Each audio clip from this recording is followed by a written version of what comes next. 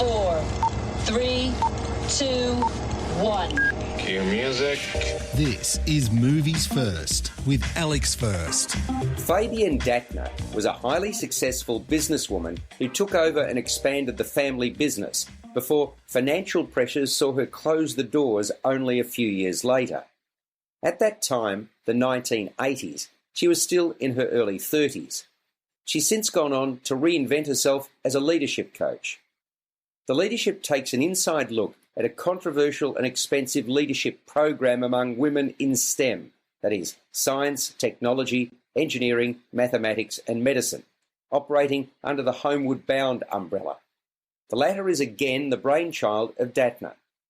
Specifically, the documentary concentrates on the first trip 76 highly intelligent, hand-picked women took to Antarctica in 2016, facilitated primarily by Dattner, by then in her early 60s.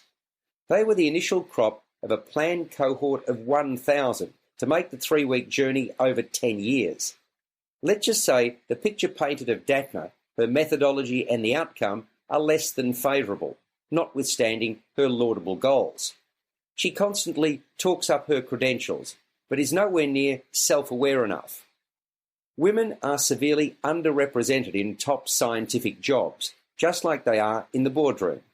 A number of those on the program had faced sexual harassment and discrimination before joining the program. But before this is over, members of the group will continue to be tested, and the outcome is ugly.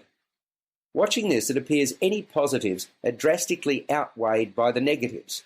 These women are looking for leadership cues they can use to cement their careers. Instead, they're often fed platitudes. One puts it well when she talks of a touchy-feely approach rather than a program that's tactical and practical. But worse is to follow. Movies First with Alex First. The documentary presents the backstories of a number of those on the program, as well as showcasing a smidgen of what they're taught. But by far the most impressive part of the trip is the awe-inspiring terrain that is Antarctica and its fauna. To say that's spectacular doesn't do it justice. The women get there via ship from Argentina. Accompanying them is a male expedition leader and a male crew. Before the kicker ending, I found the doco meandered far too much and became bogged down as a result. Don't get me wrong, the participants' backstories are important, but to set up the fall, I wanted to see more of what was actually said by Dattner and her co-presenters during the facilitation sessions, not just some of the women's reactions to it. Mind you, what I did see I considered lightweight.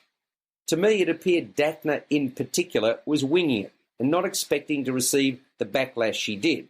She was altogether too belligerent and defensive. She appeared ill-prepared and hoped her life experience would carry the day, which it was never going to with a group that had the intellectual rigour of this lot. I do give her plaudits, though, for allowing herself to be presented on camera the way she is. Written and directed by Ili Baré, as a whole, the leadership should have been repackaged and tightened to make it significantly more compelling than it was. Scenically, it had so much going for it, but the end result of all that was said and done was far from ideal. And I'm not just talking about the outcome for the women participating in the first homeward bound expedition to Antarctica, but to the documentary itself. It scores a 6 out of 10. You've been listening to Movies First with Alex First. Available at Apple Podcasts, Google Podcasts, Spotify, iHeartRadio, or your favourite podcast player. You can also stream on demand at Bytes.com. This has been another quality podcast production from Bytes.com. Of all the gin joints in all the towns in all the world, she walks into mine. Coming soon, a new podcast for the movie lover in all of us. Hi, Richard Kuipers here, host of the Classic Film Club. I'm a film critic for the international trade paper Variety, a documentary filmmaker, and I program the Freak Me Out sidebar at Sydney Film Festival. Apart from all that, I've been a film fanatic all my life. I'm especially interested in looking at old movie classics through modern eyes and shining a light on lesser-known treasures from the past 125 years of cinema. The Classic Film Club. Available soon via Apple Podcasts, Google Podcasts, Spotify, or wherever you get your podcasts from. For more details, join our Facebook group or visit our website at theclassicfilmclub.com. The Classic Film Club, new from Bytes.com.